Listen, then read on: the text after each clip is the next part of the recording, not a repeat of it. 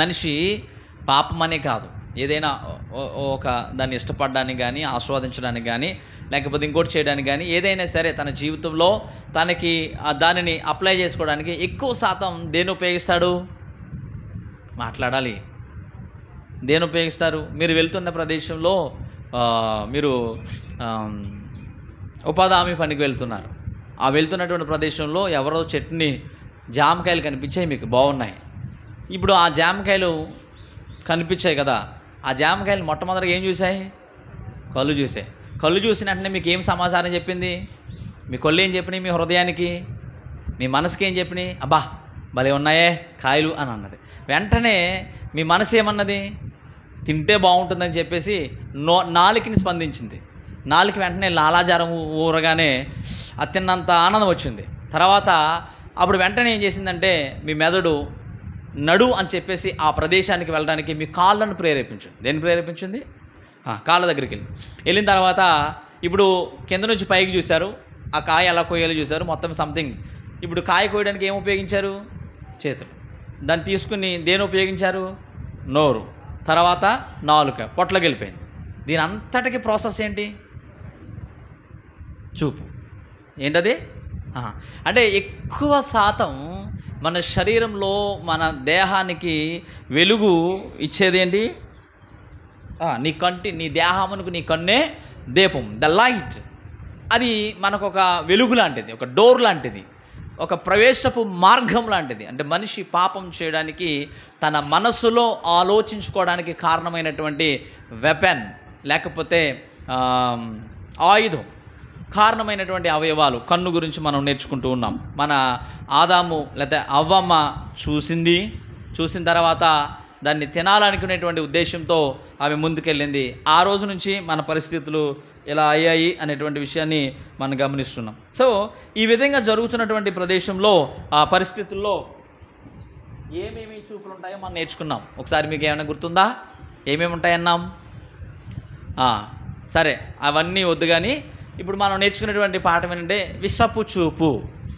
ఈ కన్ను ద్వారా చేసేటువంటి పాపంలో విషపు చూపు అనేటువంటి దాని గురించి నేర్చుకున్నాం. గత వారం సౌలు దావీదు మీద ఎలాంటి పరిస్థితులు, ఏ విధంగా ప్రవర్తించాడో దాన్ని అంతటినే నేర్చుకున్నాం. జాగ్రత్త, ఈరోజు మన జీవితంలో అలాంటి పరిస్థితులు ఉంటే కనుక, అలాంటి చూపు మన జీవితంలో ఉంటే దాన్ని మార్చుకోవడానికి ప్రయత్నం చేద్దాం. కారణం ఏంటంటే దేవుడు చూచేటువంటి చూపు చాలా దయగలిగింది. మనం యేసు ప్రభువులాగా ఉండాలి అనేది దేవుని యొక్క ఉద్దేశం. ఎందుకంటే మొదటి ఆదాము చూసి చెడిపోయాడు, మొదటి ఆదాము తిని చెడిపోయాడు, మొదటి ఆదాము స్పర్శించి చెడిపోయాడు. ఇప్పుడు కడపటి ఆదామైనటువంటి యేసు ప్రభు వచ్చి చూసి దాన్ని ముట్టకుండా, స్పర్శ లేకుండా పరిశుద్ధంగా బ్రతికాడు, చాలా పవిత్రంగా బ్రతికాడు. యేసు మొట్టమొదటి మనిషిని ఎలా శోధించిందో సాతాను యేసు ప్రభును కూడా అలాగే శోధించింది. కానీ యేసు ప్రభు దానికి చోటు ఇవ్వలేదు. ఈరోజు మనము దేవుని బిడలగా యేసు ప్రభువులాగా మారాలన్నదే దేవుని యొక్క ఉద్దేశం. అలా మారితే మనము దేవునికి కుమారులం అవుతాం. కుమారులమైతే మనము వారసత్వం మందవుతుంది. వారసత్వం మందైతే ఆస్తి వస్తుంది. దానంతటికి, ఆ ప్రాపర్టీకి మనమే యజమానులంగా మారుతాం. కారణం ఏంటంటే ఏదేను తోటలో దేవుడు ఆదాముకి ఇచ్చినటువంటి అధికారం, యజమానత్వం, ఆ అధికారాన్ని కోల్పోయి ఆ అధికారాన్ని తీసుకువెళ్ళి అపవాది చేతిలో పెట్టేశాడు. తిరిగి మరలా ఆ అధికారాన్ని యేసు ప్రభు పొందుకున్నాడు. ఆ పొందుకున్నటువంటి అధికారాన్ని మనకివ్వడానికి యేసు ప్రభు ఇష్టపడుతున్నాడు. కాబట్టి ఆ అధికారంతో ఈ భూమి మీద మనం బ్రతకాలన్నదే దేవుని యొక్క ఉద్దేశమైనది. కాబట్టి కొన్ని విషయాలు మనం నేర్చుకోబోతున్నాం ఈరోజు. మరొక విషయాన్ని నేను చాలా స్పీడ్గా వెళ్దామని అనుకున్నాను, కానీ దేవుడు నువ్వు దాన్ని చాలా పూర్తిగా వివరంగా అర్థమయ్యేటట్లుగా మాట్లాడు, చాలా విషయాలు ఉన్నాయి, నువ్వేమి మనకేమైనా తొందర ఉందా? లేదు కదా, ఎన్ని సంవత్సరాలైనా మాట్లాడుకోవచ్చు, ఇబ్బంది ఏం లేదు. కాబట్టి మనం కొనసాగిందాం. జాగ్రత్త. అంటే గత వారం విన్నటువంటి వర్తమానంలో మేము వెళ్తూ నా భార్య ఏమంటుందంటే, విషపు చూపు అనే దాన్ని చదువుకుంటూ వెళ్ళిపోయాం కానండి, ఇంత విషయాలు, ఇంత విషపు చూపు అనే దానికి ఎంత లోతుగా ఉంటుందనే విషయం ఎప్పుడూ అర్థం కాలేదు. నిజమే, నేను కూడా చాలాసార్లు విషపు చూపు చూసాను అన్నింటినీ చదువుకుంటూ వెళ్ళిపోయాం, కానీ దాని గురించి దేవుని దగ్గర కూర్చుని ఆలోచిస్తూ ఉంటే, దేవుడు మాట్లాడుతూ ఉంటే ఇంత భయంకరమైనటువంటి పరిస్థితా అని దాని గురించి నేను తమ్నెయిల్ ఎలా పెడదామా అని ఆలోచిస్తూ దాని గురించి ఆ విషపు చూపు ఎలా ఉంటుందా అని చాలా ఫొటోస్ని ఎతికితే అది దొరికింది, దాన్ని పెట్టానమాట. ఓకే, మంచిది పిల్లరా. ఈరోజు మనం కొన్ని విషయాలు నేర్చుకుందాం. చూడండి, యేసేబు అనేటువంటి ఒక వ్యక్తి తెలుసు మనకి. బైబిల్ గ్రంథంలో ఆది కాండంలో చాలా ప్రాముఖ్యమైన వ్యక్తి యేసేబు తన జీవితమే గొప్ప వింతైనది, ఆశ్చర్యమైనది, ఒక సవాలుతో కూడినటువంటి జీవితం. నేటి తరానికి యవనస్తులకి ఒక role model in the life, అంటే ఆయన ఒక రోల్ మోడల్ లాంటి వ్యక్తిత్వం కలిగినటువంటి వ్యక్తి, ఒక మాదిరికరమైన జీవితాన్ని జీవించాడు. ఒక వ్యక్తి యవన కాలంలో పరిశుద్ధతని ఎలా కాపాడుకోవాలో, ఎలాంటి జీవితాన్ని జీవించాలో దాని అంతటిని కూడా జీవించి బ్రతికినటువంటి వ్యక్తి యేసేబు. అయితే ఈ యేసేబు గురించి కొన్ని విషయాలు మనం నేర్చుకోవడానికి ప్రయత్నించేద్దాం. చూడండి, ఆయన 17 సంవత్సరాల వయసు కలిగినటువంటి ఈ యేసేబు జీవితంలో తండ్రికి అంటే యాకోబుకి ఆకారుగా పుట్టినటువంటి వ్యక్తి. అతని తర్వాత బెన్యామీను పుట్టాడు, కానీ 17 సంవత్సరాల వయసులో పుట్టినటువంటి ఈ వ్యక్తి ఉన్నవారులందరిలో అందమైన వాడు. అంటే ఈయన ఉన్న కుమారులందరిలో చూపుకు చాలా అందమైనోడు, చాలా మంచోడు, చాలా సుందరంగా ఉండేటువంటి వ్యక్తి, మంచి విధేయుడు. తండ్రి అతన్ని ప్రేమించి అతనికి ఒక విచిత్రమైనటువంటి అంగీ కుట్టించాడు. అందరికీ ఒకటి కుట్టిస్తే ఇతనికి రంగురంగులది విచిత్రంగా కుట్టించేటప్పటికి ఆయనకి కోపం వచ్చింది. తర్వాత అన్నయ్యలకి కోపం వచ్చింది. మా నాన్న చూడరా, ఆడనే బాగా చూస్తున్నాడు, ఆడనే బాగా పెంచుతున్నాడు, ఆడనే బాగా అన్నట్టుగా వాళ్ళు ఆలోచించడం ప్రారంభించారు.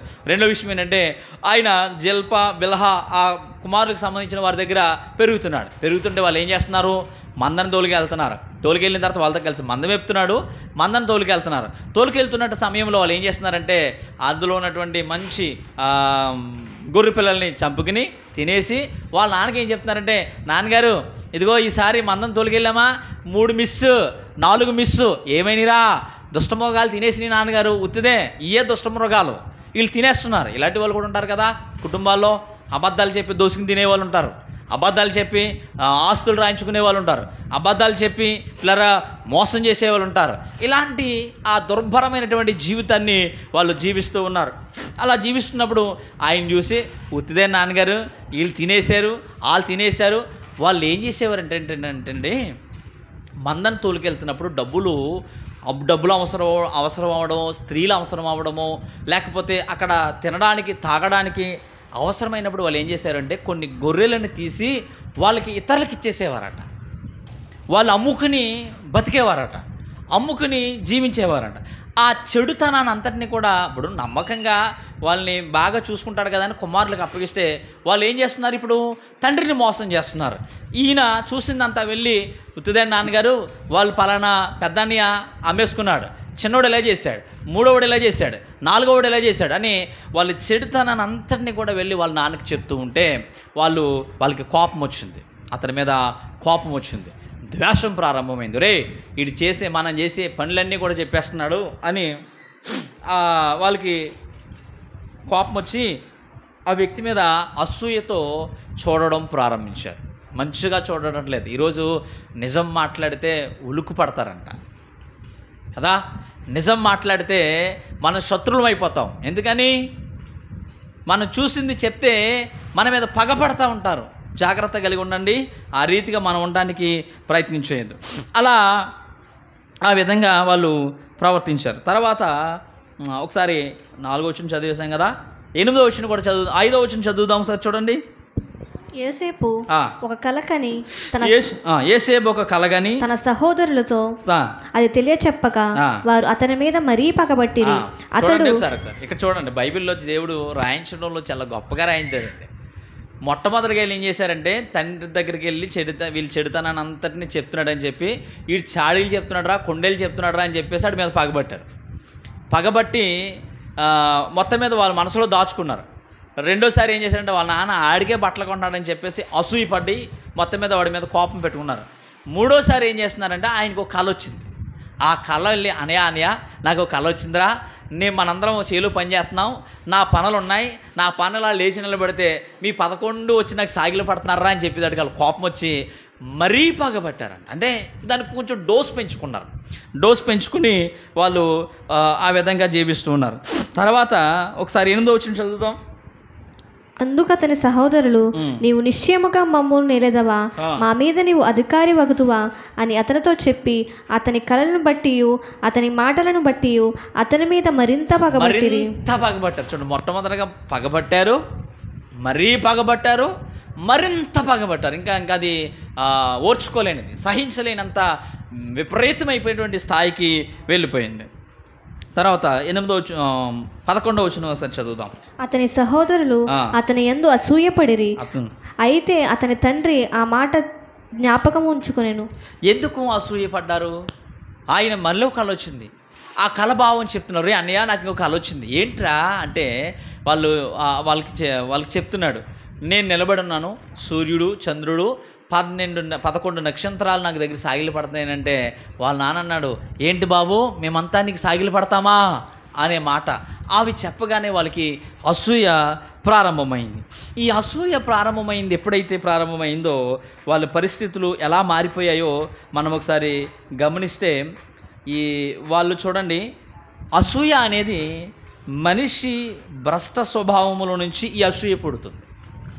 అసూయ అనేది ఎక్కడి నుంచి పుడుతుందంటే భ్రష్టత్వంలోకి వెళ్ళిపోతే, చెడిపోతే, పడిపోతే, నాశనపు అంచుల్లో మనం ఉంటే ఈ అసూయ అనేది మనిషిలో ప్రారంభమవుతుంది. ఇది తరచుగా మరింత పాపానికి దారితీస్తుంది. ఈ అసూయ అనేది మనిషి ఎక్కువగా పాపం చేయడానికి దారితీస్తుంది. ఈ అసూయ అంతా ఇప్పుడు దేని ద్వారా ప్రారంభమవుతుంది? శరీరంలోకి. ఈ అసూయ అంతా మన హృదయంలో కూడగట్టుకోవడానికి, దాన్ని పెంచి పోషించుకోవడానికి కారణము, అసలు ప్రారంభమే, మార్గమే ఏంటి? మన కళ్ళు. మనం చూసే విధానం సరిలేదు. మనం చూసేటువంటి విధానం సరి అయితే వేరేగా ఉండేది. ఇప్పుడు వాళ్ళు చెడుతనం చేస్తున్నారు. ఆ చెడుతనం గురించి వెళ్ళి వాళ్ళ నాన్నకి చెప్పడం తప్పు కాదు, కానీ వాళ్ళ దృష్టిలో తప్పు. నిజమే కదండి. స్కూల్లో మేము పీరియడ్స్ ఎగ్గొట్టేసి చదవలేక ఎగ్గొట్టేసి వెళ్ళిపోతుంటే చూసినోడు వెళ్ళి చెప్పేశాడు. ఇప్పుడు ఆడు మంచి చేశాడా చెడు చేశాడా? నాకు చెడు చేశాడు, కానీ ఆడు చేసింది కరెక్టే సార్, ఆడు వెళ్ళిపోయాడు సార్ అని. అంటే ఇప్పుడు నా ఉద్దేశం ఏంటంటే, నేనేదో తప్పించుకుని పోతున్నాను, కన్నవేయడానికి వెళ్ళాను, దోసుకున్నాను, నాశనం చేసేస్తున్నాను, కానీ నా గురించి ఎవడు చెప్పకూడదు. ఎవడు చూసినా కూడా నోరు రోజు కూర్చోవాలి, ఎవడు చూసినా మాట్లాడకూడదు. అలా మాట్లాడితే అయిపోయాడు నా కొడుకు. మన హృదయంలో దొరుకుతాడురా అప్పుడు చూద్దాంరా, దొరుకుతాడురా అప్పుడు చూద్దాంరా అనేటువంటి ఆ స్వభావం ఎప్పుడైతే నీలో ప్రారంభమైందో నీ చూపు విషపు చూపుగా మారిపోయింది.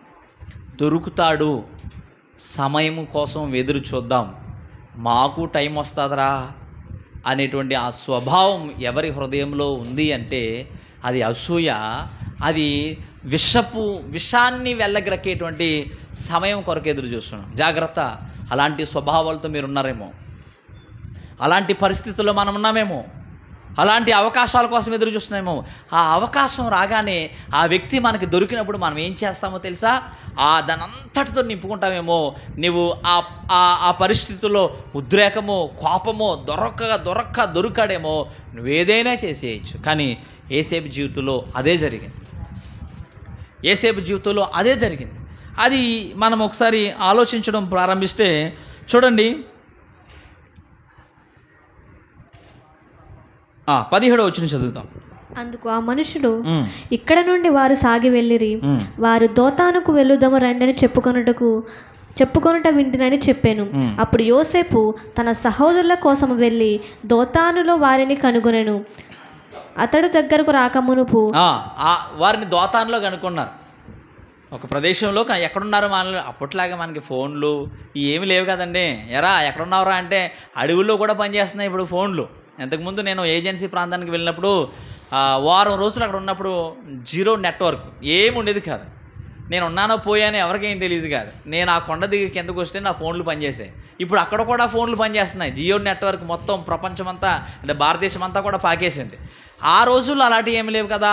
సమాచారం అడుక్కుంటూ వెళ్ళాలి. అయ్యా మా అన్నయ్యలు కనిపించారంటే వాళ్ళు ఎక్కడికో వెళ్తానన్నారయ్యా అండి.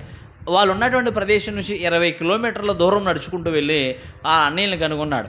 వాళ్ళు కనుగొన్నటువంటి ఆ వ్యక్తి అమ్మయ్య మా అన్నయ్యలు దొరికారని సంతోషంగా వెళ్తుంటే వాళ్ళు కూర్చుని ఏం ఆలోచిస్తున్నారు చూడండి ఒకసారి. అతడు 18 వచ్చు.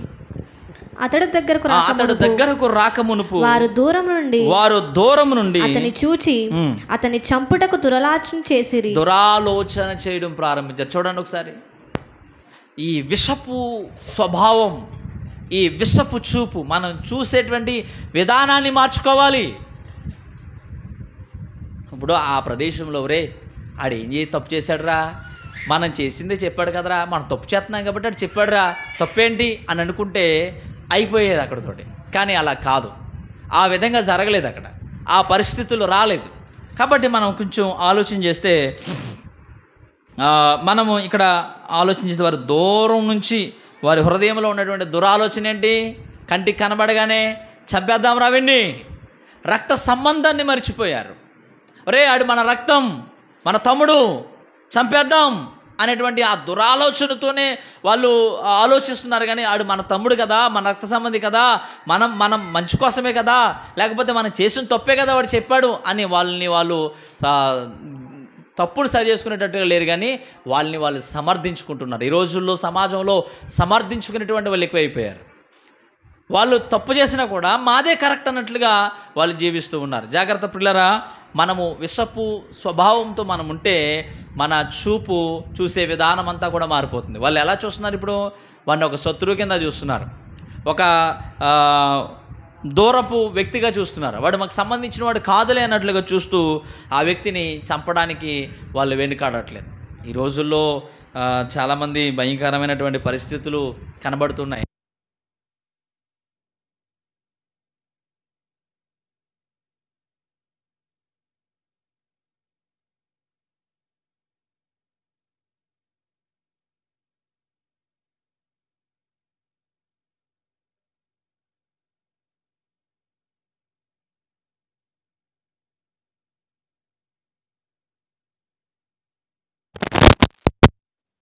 స్వభావం ఎక్కడి నుంచి వచ్చింది ఒకసారి మనం ఆలోచన చేస్తే పిల్లరా, ఈ చూపు, వాళ్ళు చూసేటువంటి విధానం, వాళ్ళు మాట్లాడేటువంటి ఈ పద్ధతులు, వాళ్ళు ప్రవర్తించేటువంటి ఆ ప్రభావం,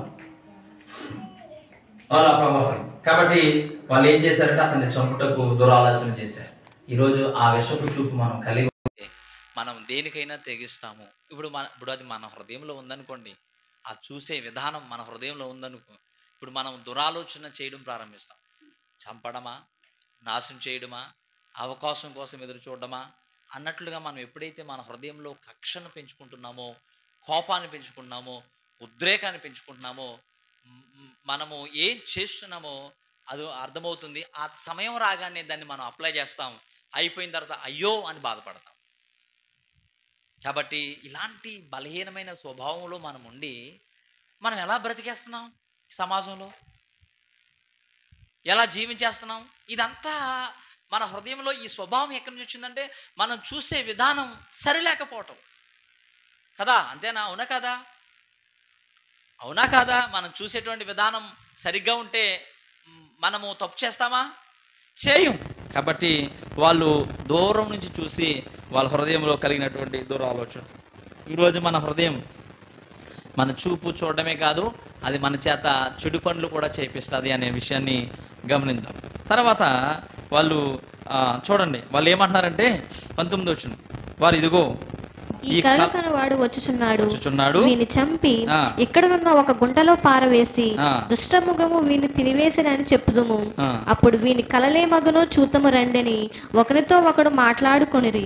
ద్వేషం చూడండి, వాళ్ళ ఆలోచనలు చూడండి. వాళ్ళకి అలవాటు అయిపోయింది, దుష్టమృగాలు తినేసేయని చెప్పడం అలవాటైపోయింది, వాళ్ళు చెడు పనులు చేయడం అలవాటైపోయింది. ఏమండి, ఈ విషయం దేవుడు ఇంతగా ఒక కుటుంబంలో జరుగుతున్నటువంటి సంఘటన బైబిల్ గ్రంథంలో రాయడంలో దేవుని యొక్క ఉద్దేశం ఏంటి? ఇప్పుడు ఇది ఒక కుటుంబంలో జరుగుతుందండి. బయట వాళ్ళు ఎవరు కాదు, వాళ్ళు ఒక కుటుంబంలో ఒక పరిస్థితి జరుగుతుంది. ఆ విషయాన్ని దేవుడు చాలా కూలంకషంగా ఈ మాటలు రాయించాడు. వాళ్ళు ఇప్పుడు మన తరంలో లేరు, వాళ్ళు ఎప్పటోలో. కానీ దీని అంతటినీ రాయించడంలో దేవుని ఉద్దేశం ఏంటి, దేవుని ఆలోచన ఏంటి? మనిషి యొక్క స్వభావాలు ఈ రీతిగా ఉంటాయి అని చెప్పడానికి. మనిషి యొక్క పద్ధతులు ఇలా ఉంటాయి అంటే నీవు ఇది చదువుకుని ఏదో చేయమని కాదు, దేవుని యొక్క ఉద్దేశం అక్కడ బయట మనం గ్రహిస్తామని చెప్తున్నాడు. అంటే మనము చూసేటువంటి విధానం, మనం చూసే ఆ చూపు యొక్క ప్రవర్తన ఏ స్థాయికి తీసుకువెళ్తుందో చూడగలగాలి, ఏ రీతిగా నడిపిస్తుందో మనం గ్రహించగలగాలి. ఆ కక్ష, ఎందుకంటే మనలో కక్ష, కోపం, పగ మనం ఎప్పుడైతే కలిగి ఉన్నామో మనల్ని ఏదో ఒక రోజున ఏం చేసేస్తాయి? అవి హంతకులుగా చేసేస్తాయి, నాశనానికి నడిపిస్తాయి, ఇబ్బందుల్లోకి నడిపిస్తాయి, అవమానాల్లోకి నడిపిస్తాయి. జాగ్రత్త పిల్లరా, మనము మన కుటుంబంలో ఎలా ఉంటున్నామో ఒకసారి ఆలోచించాలి. వాళ్ళు రక్త సంబంధంతో సంబంధం లేదండి. ఈరోజు సమాజంలో మనం ఆలోచించేదంటే రక్త సంబంధాలతో సంబంధం లేదు. ఈయన మా నాన్న, ఈమె మా అమ్మ, ఈమె మా చెల్లి, ఈమె మా అక్క, ఈయన మా అన్నయ్య, లేకపోతే మా వదిన అనేటువంటి స్వభావాలు లేవు. కారణం ఏంటంటే వాళ్ళ ఆలోచనలు మారిపోతున్నాయి, వారి ఉద్దేశాలు మారిపోతున్నాయి, వాళ్ళు చేసేటువంటి ఆ పనులు వాళ్ళని ఆ విధంగా నడిపిస్తున్నాయి. కారణం వాళ్ళు చూసేటువంటి విధానం, వాళ్ళు చూసే చూపు. మనము ఇక్కడ చదివినప్పుడు పగబట్టారు, మరీ పగబట్టారు, మరింత పగబట్టారంటే ఇంకా వాళ్ళు ఆ తీవ్రత ఏ స్థాయికి వెళ్ళిపోయిందో చూడండి. ఆ తీవ్రత ఎంత స్థాయికి వెళ్ళిపోయిందో చూడండి. వాళ్ళు ఏం చెప్పుకుంటారంటే వాళ్ళు కూర్చుని మాట్లాడుకున్నారు, అందరూ ఏకీభవిస్తున్నారు, చెడు పని చేయడానికి ఏకీభవిస్తున్నారు, ఒక హత్య చేయడానికి ఏకీభవిస్తున్నారు. వాళ్ళు ఏం చెప్తున్నారు, వాళ్ళు అక్కడ ఏం మాట్లాడుకుంటున్నారు?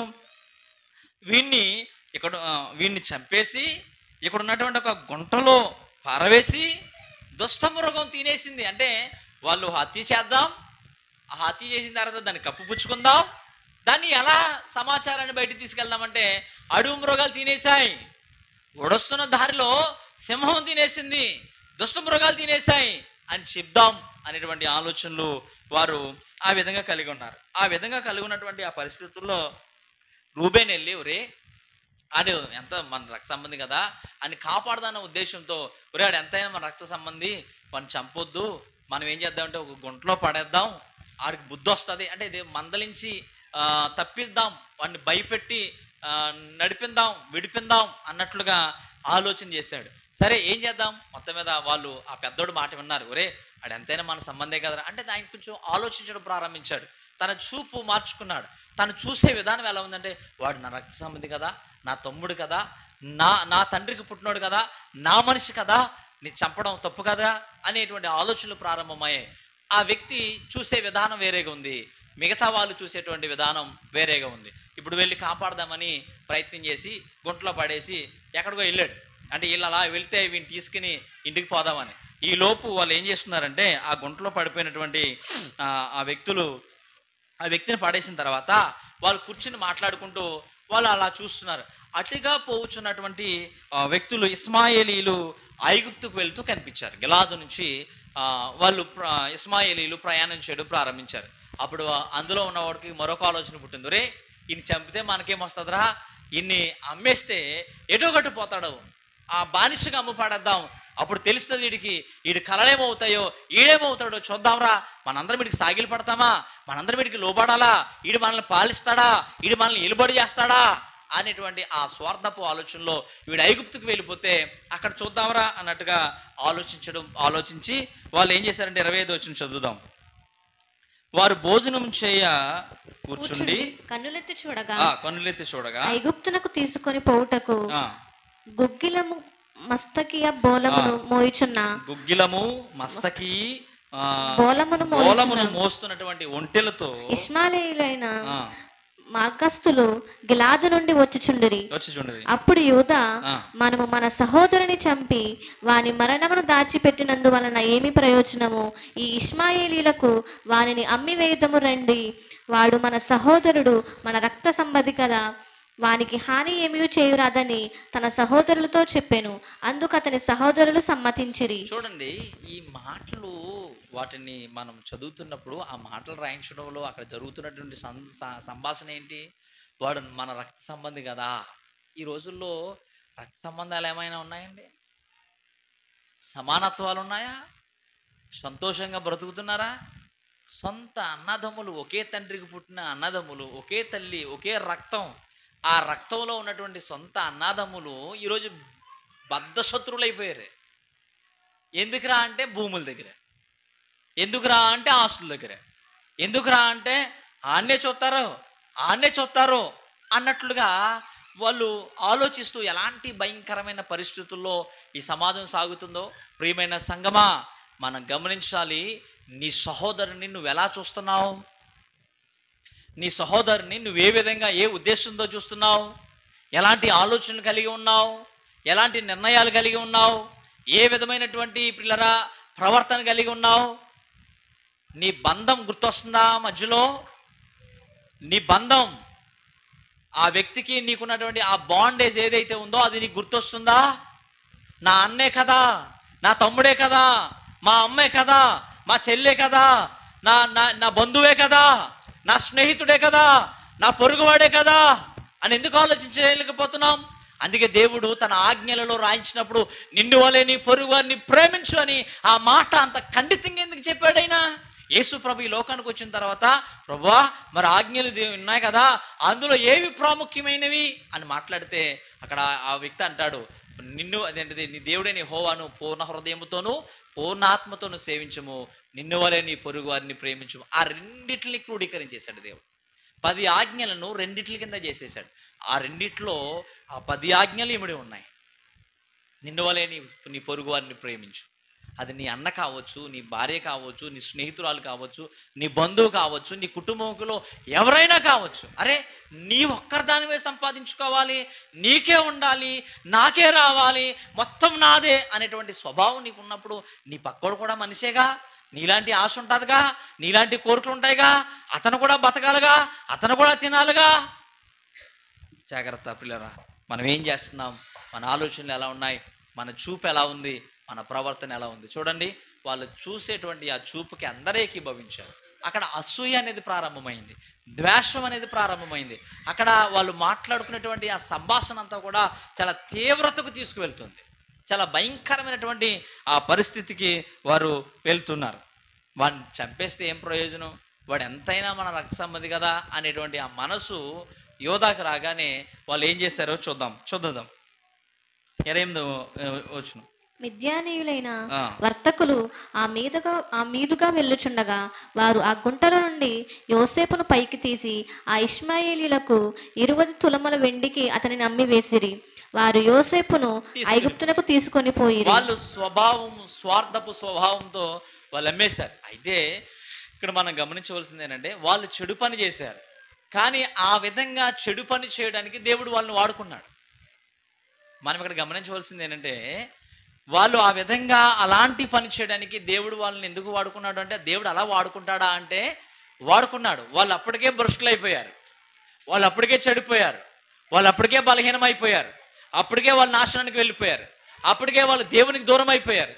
దేవుడు వాళ్ళ హృదయంలో లేడు, దేవుడు వాళ్ళ ఆలోచనలో లేడు, దేవుడు ఇక భయం వారి హృదయంలో లేదు. వారు భ్రష్టులు అయిపోయారు. అసూయ అనేది వాళ్ళ హృదయంలోకి వచ్చేసింది, ద్వేషము అనేది వాళ్ళ హృదయంలోకి వచ్చేసింది. అంటే ఇప్పుడు వాళ్ళలో నివసించేటువంటి ఏమా బయటికి తీసుకెళ్ళండి,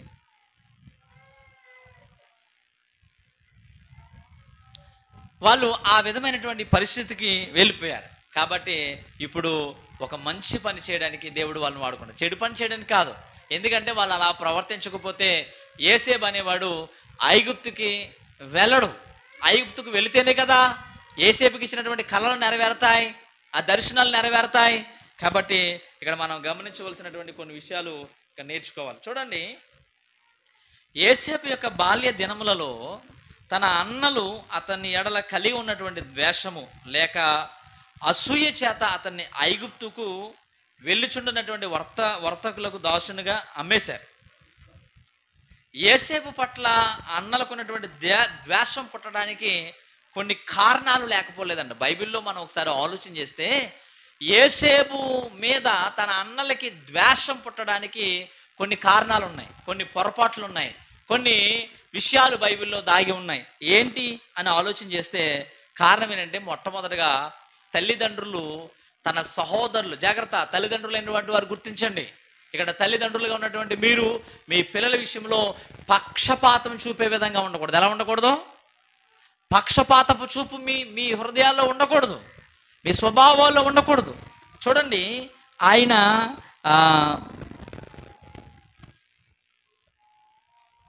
యోసేపు యొక్క వృద్ధాప్యం మంది పుట్టాడు కాబట్టి ఎక్కువగా ప్రేమించి అతనికి ఏ వస్త్రం కుట్టించాడు? ప్రత్యేకమైన వస్త్రం కుట్టించాడు. మరి అది తప్పు కాదా? కదా, మనకేమో మంచుగా ఉన్నవాడిని ఒకలాగానే, మన మాట వినలేని ఒకలాగా. మరి నీ ప్రేమ ఏమనాలి? నిన్ను బైబిల్లో చాలా క్లియర్గా రాయబడిన మాట ఏముంటుందంటే, యాషావునేమో ఇసాకు ప్రేమించాడంట, యాకోబునేమో రెబకా ప్రేమించిందంట. అంటే తల్లేమో కొడుకుని ప్రేమించదు, తండ్రి ఏమో కూతుని ప్రేమించాడు. ఈ సమానత్వాన్ని ఎందుకు చూపించలేకపోతున్నావు? మా చెల్లెలు పిల్ల అంటది, నువ్వు ఆడనే చూస్తున్నావు, నువ్వు ఆడనే ప్రేమిస్తావు, నువ్వు ఆడికే పెడతావు, ఆడు ఏం చేసినా కొట్టవు, తిట్టవు, నేనేమైనా చేస్తే నన్ను కొట్టేస్తా. చూడండి, ఆ భేదాభిప్రాయాలు చూడండి ఆ పిల్లల మనసులో. ఆ పిల్ల ఇప్పుడు 6వ తరగతి చదివే 7వ తరగతి చదివే ఆ మనసు, ఆ హృదయంలో భేదం ఏర్పడిపోయింది. మా అమ్మకి మా తమ్ముడంటేనే ఇష్టం. ఇప్పుడు ఆ పిల్ల యొక్క ఆలోచనలు ఎలా ఉంటాయి? ఆ పిల్ల యొక్క ప్రవర్తన ఎలా ఉంటుంది? ఆ పిల్ల యొక్క యాటిట్యూడ్ ఎలా ఉంటుంది రేపటి నుంచి? మీకు విషయం గమనించండి, పిల్లలు 7 సంవత్సరాల లోపు ఎలాంటి భేదాలు పెట్టుకోరు.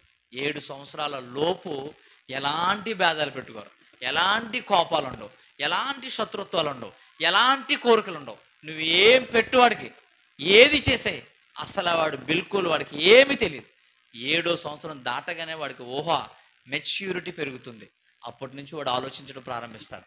7 సంవత్సరాల నుంచి 10 సంవత్సరాల వయసు వచ్చే వరకు ఆ వయసులో నువ్వు వాడికి ఏమి నేర్పిస్తావో అదే నేర్చుకుంటాడు.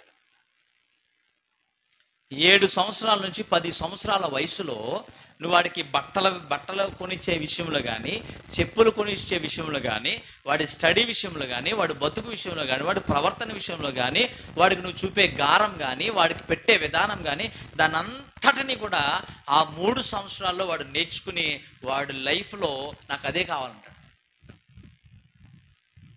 7 సంవత్సరాల వయసు వచ్చేంత వరకు ఆ పిల్లలు అమాయకపు పిల్లలే. 7 సంవత్సరాలు దాటిన తర్వాత నీ జీవితంలో నువ్వు చాలా జాగ్రత్త, నువ్వేమి నేర్పిస్తే అది నేర్చుకుంటాడు. బ్రాండెడ్ వస్తువులు కొనివ్వడం నేర్పించావా, వాడు లైఫ్ లాంగ్ దాని మీద ఆధారపడతాడు. ఆ సమయంలో నువ్వేమి నేర్పిస్తే జాగ్రత్త, వాడికి ఏది అలవాటు చేస్తే వాడు అదే నేర్చుకుంటాడు. కాబట్టి ఈరోజు విసపు చూపు అనేది కుటుంబంలో కూడా పనిచేస్తుంది. నేను చెప్పే వర్తమానం మనం నేర్చుకునేది ఏంటంటే, ఈరోజు ఎంతకాలము రాజుగారు, అధికారులు, ఆ అధికారము లేకపోతే ఆ గొప్పది దానికోసమే కాదు, కుటుంబస్తుల్లో కూడా మనం ఒకడు ఎదుగుతుంటే, ఒకడు బాగుంటే, ఒకడు బాగా చూడబడుతుంటే, వాడి బతుకు బాగుంటే, వాడి స్థితి బాగుంటే, వాడి హోదా బాగుంటే మనకు పుట్టేది విసపు చూపే. మన ఆలోచనలు మారిపోతాయి, మన బ్రతుకు మారిపోతుంది. ఆ క్షణంలో నువ్వేం చేస్తావో తెలుసా? నువ్వు వెళ్ళి నీ సహోదరుడి గురించి బయటికి వెళ్ళి మా అన్న లాంటోడు, మా అక్క లాంటిది, మా చెల్లె లాంటిదని నీ కొంపకున్న పరువుని నువ్వే నాశనం చేసుకుంటావు. నీ బలహీనతను పట్టుకెళ్ళి ఇంకొకటికి చెప్తే వాడు నిన్ను రేపొద్దున నీ కుటుంబానికి విలువిస్తాడా? నేను లెక్క చేస్తాడా? నీ కుటుంబాన్ని పట్టించుకుంటాడా? అప్పుడు వాళ్ళు ఏం చేస్తారో తెలుసా? మీరిద్దరూ కలిసి ఉంటే వాళ్ళు చూడలేక విడిపోయినందుకు సంతోషపడి నీకు చెప్పేలాగా నీకు, నీ అన్నకు చెప్పేలా నీ అన్నకే, నీ తమ్ముడు చెప్పేలాగా నీకు, నీ తమ్ముడు చెప్పేలాగా వాళ్ళకి చెప్తూ నిన్ను ఉసుకొలుపుతూ గొడవలు పెట్టి కొట్టుకునేలా చేసి వాళ్ళు ఆనందిస్తూ ఉంటారు. నీ చూపు మారాలి, నువ్వు చూసే విధానం మారాలి.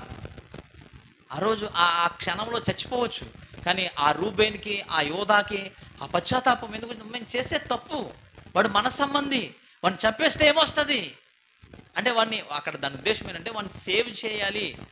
కొంతమంది చంపేయాలన్నారు, కానీ వాడిని ఆ మరణం నుంచి తప్పిస్తే వాడు ఎక్కడొక చోట బతికేస్తాడు కదా.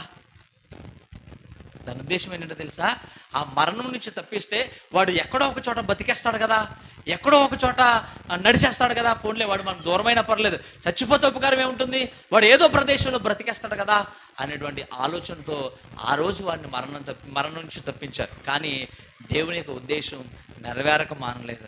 యోసేపు జీవితంలో 3 విషయాలు మనం ధ్యానించాలి. ఒకటి, తర్ఫీదు కాలం. 1వ సంవత్సరం నుంచి 17వ సంవత్సరం వరకు ఈజ్ ఎ ట్రైనింగ్ పీరియడ్. తర్ఫీదు పొందుకున్నాడు ఆయన. 18వ సంవత్సరం నుంచి ఇంచుమించుగా 17 సంవత్సరాలు ఆయన శోధించబడ్డాడు. శ్రమల కాలం, శ్రమపడ్డాడు. 30 సంవత్సరాల వయసు వచ్చే సమయానికి హీఈస్ ద విక్టరీ లైఫ్, విజయం. దేవుడిచ్చిన వాగ్దానం నెరవేరింది, దేవుడు చూపించిన కళ నెరవేరింది. ఐగుప్తుకు రాజు తర్వాత రాజు అయిపోయాడు. తన సహోదరులు యోసేపు ముందు సాగిలపడి నమస్కారం పెడుతున్నారు, అయ్యా మాకు ధాన్యం ఒప్పించండి అయ్యా అని. ఆ రోజు ఆ దర్శనం అక్కడ నెరవేరింది. దేవునికి స్తోత్రం. మనిషి జీవితంలో తర్ఫీదు ఉంటుంది. ఆ తర్ఫీదు అయిన తర్వాత శ్రమల కాలం ఉంటుంది, దాని వెనకాల విజయం ఉంటుంది. ఆయనకి దర్శనం వచ్చినప్పుడు ఆ దర్శనాన్ని చూశాడు, ఏదో అయిపోతుంది అనుకున్నాడు. కానీ దేవుడు నడిపించేటువంటి మార్గం ఎలా ఉంటుందో ఆ రోజు ఆయనకు అర్థమైంది. అది శ్రమల వెంబడి నడుస్తూ విజయానికి దారితీసింది. కానీ ఆ రోజు దేవుని ప్రణాళిక అతని పట్ల నెరవేరుతుంది.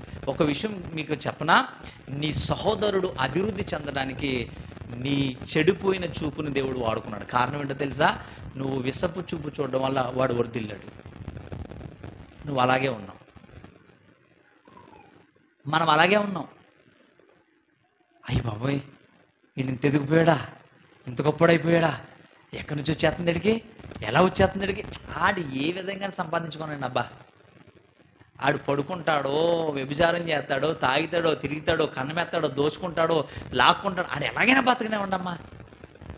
నీ హృదయంలో వాడి మీద నీ చూసే చూపు కనుక చెడ్డదా, నీ బతుకంతే.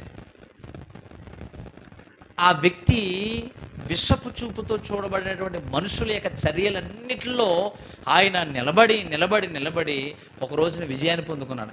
తన అన్నలు ఎక్కడున్నారో అక్కడే ఉన్నారా లేదా?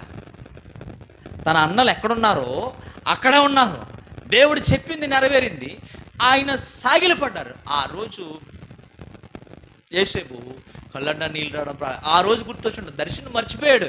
దేవుడు ఏదో అన్నాడో, అందరూ సాగిలు పడతారని చెప్పాడు, ఏంటి పరిస్థితి అని ఆలోచన చేస్తే ఏమీ లేదు.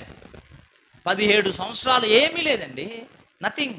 17 కాదు, 13 సంవత్సరాలు ఏమీ లేదు, శూన్యం, భయంకరమైనటువంటి ఇబ్బందులు, శ్రమలు.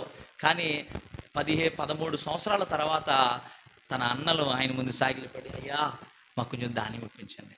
యోసేపుని వాళ్ళు మర్చిపోయారు, కానీ యోసేపు వాళ్ళు మర్చిపోలేదు. అక్కడ యోసేపు అన్న మాట ఏంటో తెలుసా, ఆ సమయం దొరికింది కదా, నేను చంపేయచ్చు కదా, లేకపోతే ఇంకోటి చేయొచ్చు కదా అని అనుకోవచ్చు. కానీ ఆయన ఏమన్నాడంటే, మీరు మంచి పనే చేశారు, నేను ఇక్కడ రావడం మంచిదైంది. దేవుడు ముందుగానే నన్ను ఈ ప్రదేశానికి పంపించి మిమ్మల్ని పోషించడానికి ఐగుప్తుకు రాజుని చేశాడు. దేవునికి స్తోత్రం. దేవునితో ఉండేటువంటి వ్యక్తి చూసే విధానం, అక్కడ ఆ పేద పరిస్థితి చూశాడు, వాళ్ళ దీనస్థితి చూశాడు, ఆ పతనావస్థ చూశాడు, ఆ కరువును చూశాడు. ఆ ఒక్క దేశానికే కాదు, చుట్టుపక్కల ఉన్నటువంటి దేశాలన్నిటికీ కూడా వారిని పోషించాడు. వాస్తవానికి ఐగుప్తు దేశం అంటే ఆ నాగరికతలో చాలా సంపన్నమైన దేశం. అసలు కరువు వచ్చేటువంటి దేశం కాదు. కావాలని దేవుడే దానికి కరువును కలగజేసి ఆయన ప్రణాళిక చూడండి. ఒక వ్యక్తిని అక్కడ తీసుకువెళ్ళడం, అది ఎవరి కోసం చేశాడో తెలుసా? అబ్రహాంకి ఇచ్చినటువంటి వాగ్దానం. నీవు చచ్చిపోతావు, నీ తర్వాత వచ్చే వాళ్ళందరూ కూడా ఒక చోటకి వెళ్తారు, 400 సంవత్సరాలు వాళ్ళు బానిసలుగా బతుకుతారు, అక్కడి నుంచి నేను విడిపించి తీసుకొస్తాను. ఈ యోసేపు యేసు ప్రభువుకి సూచనగా ఉన్నాడు అని బైబిల్ పండితులు చెప్తూ ఉంటారు. ఏంటి? వారికి విడుదల కలగజేశాడు, విమోచనం కలగజేశాడు. ఆ ప్రజలందరికీ వాళ్ళందరికీ విడుదల కలగజేసినటువంటి రక్షకుడిగా ఆయన యేసు ప్రభువుకి సాదృశ్యంగా మనకు కనబడుతున్నాడు. ఈరోజు యేసు ప్రభువు మనల్ని విడిపించి మనల్ని నడిపిస్తున్నది ఎందుకంటే మనము మంచి బ్రతుకుతామని, మంచి జీవితం జీవిస్తామని. నీ సహోదరుల్ని నువ్వు చెడుగా చూస్తే, వాళ్ళని చంపేయాలనుకుంటే, వాళ్ళని నాశనం చేసేయాలనుకుంటే, వాళ్ళని పాడు చేసేయాలండి, మీరు కత్తెట్టు పడవకర్లేదండి. వాళ్ళ గురించి మీరు సమాజానికి చెడు చెప్పడమే ఒక హత్య. నీ సహోదరుల గురించి, నీ కుటుంబస్తుల గురించి బయటికి వెళ్ళి మా అన్ని ఇలాంటోడు, మా అక్క ఇలాంటిది, మా చెల్లి లాంటిదని ఎప్పుడైతే వాళ్ళ సమాచారం వాళ్ళ గురించి లేని వార్తలు పుట్టించి చెడుగా చెప్పావో అది హత్యే. వాళ్ళని చంపేశావు, వాళ్ళని అమ్మేశావు, ఆ ఊరికి అమ్మేశావు, ఆ ప్రదేశానికి అమ్మేశావు, ఆ ప్రాంతానికి అమ్మేశావు. నీకు ఏదైనా ఉంటే మీరు ఒరే తమ్ముడు అని సామరస్యంగా మాట్లాడు. ఎందుకు తగువులు? ఏమండి, ఈ పంచాయతీలు ఎవరెవరి మధ్యన తిరిగింది? పక్కోడికి ఎవడికి పంచాయతీలు అంటే పర్లేదు, సొంత అన్నదమ్ములకి పంచాయతీ దుర్మార్గం కాకపోతే ఏంటండి ఇది? ఈ ప్రెసిడెంట్ ఈ గ్రామం వెళ్ళి పంచాయతీ తగువు తీర్చాలి. రండి మా అన్నయ్యకి నాకు తగువు తీర్చండి, ఏరా ఆస్తి సమానం చేయండి. మీ ఇద్దరు సరిపోరా? మీరిద్దరు ఒక తల్లికి పుట్టినోళ్ళు కాదా? సమానత్వం చేసుకోలేరా? సమాజానికి వెళ్ళి రోడ్డుకి మీ కుటుంబాన్ని ఈడ్చుకుంటారా? మీ పరువు నాశనం చేసుకుంటారా? మీకున్న పరపతిని పోగొట్టుకుంటారా? అప్పుడు చిన్న పిల్లోడు కూడా మిమ్మల్ని ఎగతాళి చేస్తాడు. చిన్న బుడ్డగాడు కూడా మిమ్మల్ని అవమానపరుస్తాడు, ఎగతాళి చేస్తాడు, హేళన చేస్తాడు. మీరు కలిసి ఉంటే కలదు సుఖం. కలిసి ఉండడంలో ఐక్యమత్యం, ఆ ఐక్యత ఉంటే కలిసి ఉండగలుగుతాం. ఎలాంటి సమస్యలైనా కూడా సమర్థించుకోగలుగుతాం. వదులుకో, అవసరమైతే నీ అన్న నిన్ను మోసం చేశాడా, పోనే అని వదిలే. నీ తమ్ముడు నిన్ను మోసం చేశాడా, నీ అక్క నిన్ను మోసం చేసిందా, నీ చెల్లి నిన్ను మోసం చేసిందా, పోనే అని అనగలిగేటట్లుగా నువ్వు ఉండగలగా. కానీ నువ్వు స్వార్థాన్ని పెంచుకుని నీ చూపు విషపు చూపుతో దొరుకుతాడులే ఏదో చేద్దాంలే అని అనుకునేది క్రీస్తు స్వభావం అయితే కాదు, యేసుక్రీస్తు స్వభావం కాదు. ఈరోజు నువ్వు దేవుని యొక్క పరిశుద్ధమైన ఆయన శరీరం, ఆయన రక్తంలో చేతులుంచేటువంటి నీ హృదయంలో ఇలాంటి చూపు పెట్టుకుని, ఇలాంటి స్వభావం పెట్టుకుని అసలు ఎలా నీవు బతకాలనుకుంటున్నావు? యేసు ప్రభు నీ కొరకు నా కొరకు చనిపోయింది అందుకు కాదు, ఆ ఉద్దేశాలతో కాదు. నువ్వు మనిషిలా బ్రతుకుతాడని ప్రేమ అనురాగాలతో, ఆప్యాయత అనురాగాలతో, బంధాలతో, అనుబంధాలతో మనము ముందుకు సాగాలన్నదే దేవుని యొక్క ఉద్దేశం. యేసు ప్రభు ఈ లోకానికి అందుకే వచ్చాడు, అందుకే చనిపోయాడు. ఏంటి ఆ శత్రుత్వం? దేవుని దగ్గరికి రాలేనటువంటి శత్రుత్వం. దేవుని కుమారుడే ఆదామా నువ్వెక్కడున్నావు, ఆదామా నువ్వెక్కడున్నావు అంటే ఆదాము చెప్పిన మాట ఏంటో తెలుసా? నీవు నన్ను పిలిచినప్పుడు నేను తోట మధ్యలో ఉన్నాను. ఎందుకున్నావు? నువ్వెందుకు రాలేదు? ఒకప్పుడు నా దగ్గరికి పరిగెత్తుకుని వచ్చేవాడు కదా అంటే నిన్ను దిగంబరినని నీ దగ్గర రాలేకపోయాను. ఏంటి ఆ శత్రుత్వం? దేవునికి మనిషికి మధ్యలో ఉన్న శత్రుత్వం ఏంటి? నేను చేయొద్దన్న పని చేశాను, చేయకూడని పని చేశాను, చూడకునే విధంగా చూశాను. ఎప్పుడైతే ఆ పండు తిన్నాడో వాళ్ళు దిగంబరులు అనే విషయం వాళ్ళకి తెలిసింది. అప్పటి వరకు కామం అనేది లేదు, కోరిక అనేది లేదు, ఆశ అనేది లేదు, చూసే విధానంలో మార్పు లేదు, అంతా అమాయకత్వమే. 7 సంవత్సరాల పిల్లోడు ఎలా ఉంటాడో అలా ఉన్నారు. 7 సంవత్సరాలు దాటిన తర్వాత పిల్లోడు ప్రైవేట్ పార్ట్స్ దాచుకోవడం మొదలు పెడతాడు. అవునా కాదా? ఆడపిల్ల 7 సంవత్సరాలు దాటిన తర్వాత ఆటోమేటిక్గా సమాజంలో తన ప్రైవేట్ పార్ట్స్ దాచుకోవడం మొదలు పెడుతుంది. ఏంటి కారణం ఏంటి? ఆ పిల్లోడు, మగ పిల్లోడు ప్రైవేట్ పార్ట్స్ దాచుకుంటూ అమ్మ ముందు స్నానం చేయడు, అమ్మే స్నానం చేపిస్తుంది, అమ్మే గొద్ద గడుగుతుంది, అమ్మ అన్నీ చేస్తుంది. కానీ 7 సంవత్సరాలు దాటిన తర్వాత ఒరే నేను మీ అమ్మనే కదా, ఊరుకో అమ్మ అటు చేసే పని కదా, ఊరుకో మమ్మీ. ఆ పిల్ల కూడా ఊరుకో మమ్మీ నేను బాత్రూంలోకి వెళ్ళి చేస్తాను అంటుంది. ఏంటి కారణం ఏంటి? ఏం స్టార్ట్ అయింది? తెలియని కూడా ఏదో తెలిసిపోయింది వాళ్ళకి. యేసు ప్రభు ఈ లోకానికి వచ్చింది ఎందుకో తెలుసా? ఆ శత్రుత్వం అనే సంబంధాన్ని తీసేసి, ఆ విరోధాన్ని తీసేసి, శత్రుత్వం అనేటువంటి ఆ భావాన్ని తొలగించి, ఈజ్ మై ఫాదర్, ఈ నా తండ్రి, నా దేవుడు, నా రక్షకుడు, నా దేవుడు అనేటువంటి ఆ బంధాన్ని కలిపారు. యేసేపు కూడా అంటాడు, ఇదిగో నేను మిమ్మల్ని ఏమీ చేయను, రండి చెప్పండి, నాన్నకు చెప్పండి నేను బతికే ఉన్నానని చెప్పండి, వెళ్ళండి తీసుకురండి. సర్వ సమృద్ధి ఆ ప్రదేశం. ఈరోజు దేవుని దగ్గరికి ధైర్యంగా రావడానికి యేసు ప్రభు మనకు వంతెన వేశాడు. ఆ వంతెన మార్గంలో మనం ప్రయాణం చేయాలి. ఈ విషపు చూపుంటే ఆ మనిషికి ఈ వంతెన కనిపించదు, ఈ మార్గం కనిపించదు, ఈ ఆలోచనలు కనిపించవు. వాడు వేరేలాగా ఆలోచించడం ప్రారంభిస్తూ ఉంటాడు. విషపు చూపు అంత ప్రమాదకరమైనది. జాగ్రత్త, నీ కుటుంబాన్ని నువ్వు పాడు చేసుకోవద్దు, నీ కుటుంబాన్ని నాశనం చేసుకో, నీ బంధుత్వాన్ని నాశనం చేసుకోవద్దు, నీ రక్త సంబంధాన్ని వదులుకోవద్దు. జాగ్రత్త. ఈరోజు అన్నకి తమ్ముడికి విరోధం వస్తే అన్న బిడ్డలు తమ్ముడు బిడ్డలు మాట్లాడుకోరండి. ఎంత దారుణం, ఎంత బాధ. జాగ్రత్త, తల్లిదండ్రులు కూడా పక్షపాతం చూపించకండి, సమానంగా పంచండి, సమానంగా ఇవ్వండి, సమానంగా ప్రేమించండి. పెద్దోడికి ఏం కొన్నావో చిన్నోడికి అదే కొను, చిన్నోడికి ఏం కొన్నావో పెద్దోడికి అదే కొను. నీ కూతురికి ఏమి ఇచ్చావో నీ కొడుకు అదే ఇయ్యి, నీ కొడుకు ఏమి ఇచ్చావో నీ కూతురికి అదే ఇయ్యి. సమానత్వం కలిగి ఉండండి, సమానంగా ప్రేమించండి. పక్షపాతాలు రేపేటట్లుగా, అంటే పక్షపాతంగా చూపి మీ పిల్లల చూపు చెడిపోయేటట్లుగా, ద్వేషాలు పెంచేటట్లుగా, కక్షలు పెంచుకునేటట్లుగా తల్లిదండ్రులు చేయకండి. జాగ్రత్త. ఈరోజు మన జీవితాల్లో మార్పు రావడానికి ప్రయత్నించేద్దాం. దయచేసి నేను ఇక్కడతో ఆపుతున్నాను. మనం వచ్చే వారం మిగతా వర్తమానాన్ని కొనసాగించుకోవడానికి ప్రయత్నించేద్దాం.